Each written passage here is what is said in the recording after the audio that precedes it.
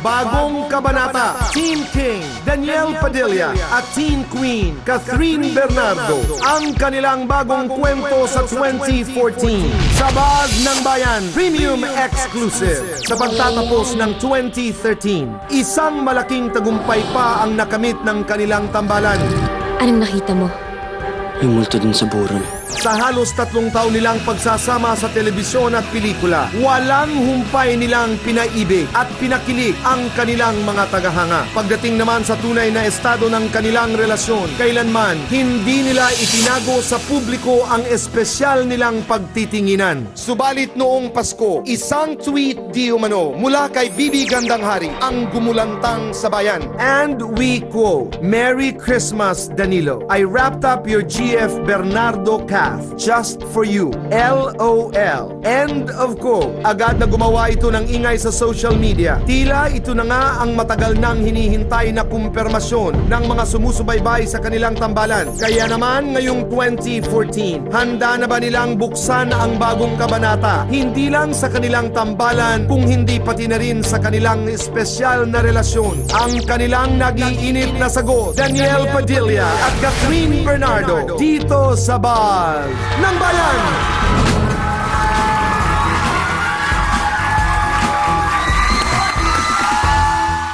Daniel, Catherine, welcome to Bas ng Bayan. Magandang hapon! Happy New Year! Happy New Year! Puntahan muna natin ang tweet. Kasi sabi nga ni DJ, ni Daniel, parang hindi si Bibi because Bibi doesn't call Daniel Danilo. Anong tawag mo na ni Bibi sa'yo? Daniel lang po talaga. Daniel. Oh, okay, you were saying, let's say. Okay, let's say na yun nga ang sinabi niya. Ano mo ko-comment yun doon? Kasi diba, ano na yan kumalat na yan sa Twitter.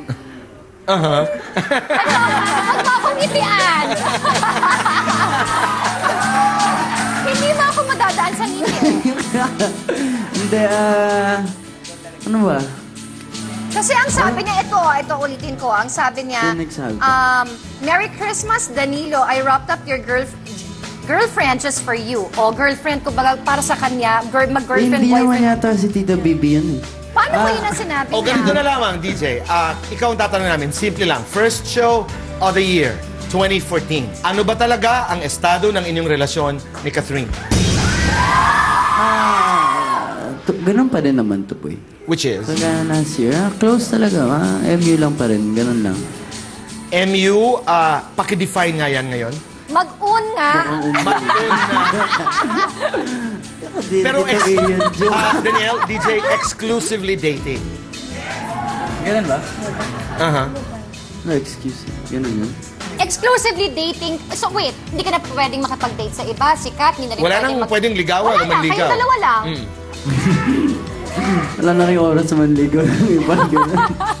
Hindi, siguro ganun nga. Ganun nga yan. Wait, Kat, kasi this year, mag-18 ka na sa March. Yes, sa March, tita. So, ibig ba sabihin nun, pwede na mag-boyfriend? Hindi muna siguro ako ready talaga na, as in, makipag-commit ka. Yung serious commitment talaga. Oo, may obligations na ganyan po. Siguro ano lang, enjoy lang muna kasi meron pang school, tapos yung sa trabaho. Hindi naman masama siguro magkaroon ng yung kaibigan or No, itong bagay na ito, Catherine, pinag-uusapan mo kasamang yung mga magulang? Yeah, very open ako sa mama ko. You talk about this thing? Yes, yes. Andito si Mami. Yeah, and birthday niya. Happy birthday, Mama. Happy birthday! Happy birthday! Birthday din ni Papa ngayon. Ayan, Pareho silang Papa birthday ni niya. Tita Min. Happy birthday, Happy Kuya birthday, Omen. Father. Birthday. Pareho sila? Kita mo na, talaga sila yata Galing. pinagtadhana. That's right. Di ba? Akalain mo yun? You are two of the most successful young stars. Paano nyo inaalagaan ang inyong mga pera? Nagpupundar ba kayo? Ikaw, Catherine. Ako yung humahawak po ng money ko, Tito Boy, si Mama talaga. May mga investments ka? Meron.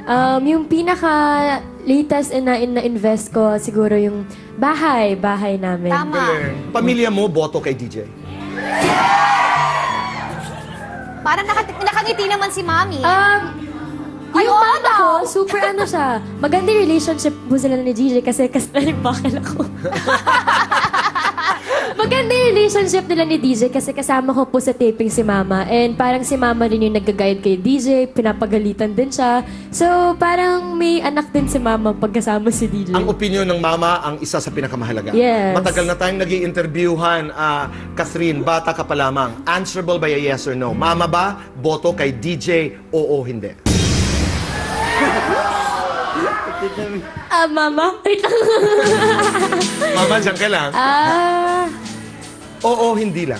As far as I know, siguro po, oo naman po. Kasi, wait lang. Wait, kasi feeling ko, nag-gain na din kasi yung yung trust and na-prove naman siguro po ni DJ na maganda yung intention niya. Tama. Yeah. DJ, umpisa natin dun sa mga pangangalaga ng kinikita, di ba? It's because your stories are inspiring. Yes. Your models, ang daming tumitingin sa inyong dalawa ng mga kabataan. Paano mo pinapangalagaan yung kinikita, DJ? Si Mama po humahawak ng pera ko. Kasi ako naman po, hindi naman po ako hingi ng hingi. Yung ngayon, yung bahay ko rin. Tapos na sa merch, yun. Wow, that's so nice!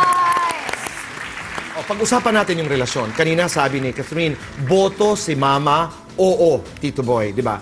Ikaw, Daniel, wala na talaga. Wala ka ng ibang nakikita. Iisa lamang ang babaeng pwedeng pumasok sa puso ni Daniel Padilla.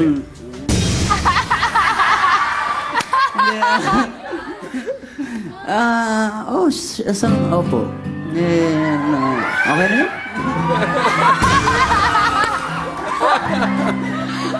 Let's talk about Pagpag. Congratulations. Mga kaibigan, sa kasaysayan po ng Metro Manila Film Festival, ang Pagpag po ang highest grossing horror film in the history of the Metro Manila Film Festival. Wow, congratulations! Congratulations! Pasalamatan niyo ang lahat? Ano po, sa lahat ng sumuporta ng Pagpag, maraming salamat po. At nagustuhan niyo po yung palabas na ginawa po namin. Kaya, thank you so much. Thank you so much. Catherine? Super ganda ng nagtapos yung year namin, Tito Boy, kasi nga super sinuportahan ng mga tao yung movie namin ni DJ. So gusto ko magpasalamat. Salamat po talaga sa mga fans na mga sumuporta, yung mga kaibigan namin, sa family namin. 160M na as of today. Wow! Congratulations! Gusto namin magpasalamat, of course, sa Star Cinema, kay Tita Malu, Sir Enrico, and kay Mother Lily sa Regal Films. Thank you so much sa magandang project na binigay na sa amin ni DJ. Ano ang inyong pinaka-importanteng leksyon na natutunan dito sa pelikulang ito? Ako, Tuboy, nung sinasabay ko yung Got to Believe, pati yung Pagpag, parang bigla ko na lang sinabi na, sa sarili ko lang na mahal ko na yung trabaho ko. Kahit minsan, hindi maiwasan nagreklamo ka na eh. Di ba po? Dahil sa pagod, sa stress, po yan. Pero sabihin mo rin sa sarili mo na ito yung, kumbaga, ito yung lifestyle ko ngayon. Ito yung nagpapasaya sa akin, nagpapasaya sa mga tao. At sa pamilya mo. Yun talaga. So, Wow. That means a lot. Yeah. Ito na ang aking buhay. Ikaw, Catherine? Ako siguro, Tito Boy, lahat talaga may hard work talaga na kasama yan. Na hindi mo talaga makuha na overnight lang or gumawa ka ng pelikula na hindi ka talaga maghihirap para makita mo na magbunga yun. So kami, alam nila Direk Cathy yan na para na kaming zombie pag-taping kasi everyday. Pero ngayon parang worth it lahat yon kasi sobrang ganda ng kinalabasan. Na-appreciate ang inyong hard work. Huling katanungan na lamang. Dahil first show of 2014 ang Buzz ng Bayan. Kung meron kayong naisabihin sa isa't isa, ano yun? As friends, as special friends, As ano ang mag-MU. nais nyong sabihin sa isa't isa? Gusto ko mag-thank you sa patience niyo sa akin. Kasi hindi mo may iwasan since puyat kami. Tapos, Ang ganda-ganda mo na ngayon. thank you. Alam mo, bata kasi ito eh. Alam mo, but Tita she's Boy, so beautiful. yes, alam mo, Tita Boy, pag pinapanood ko siya sa Got to Believe, magkasama naman kami, but when I see her on screen, na walang makeup, na very simple, ang ganda. Oo. Ang ganda mo! Totoo yun.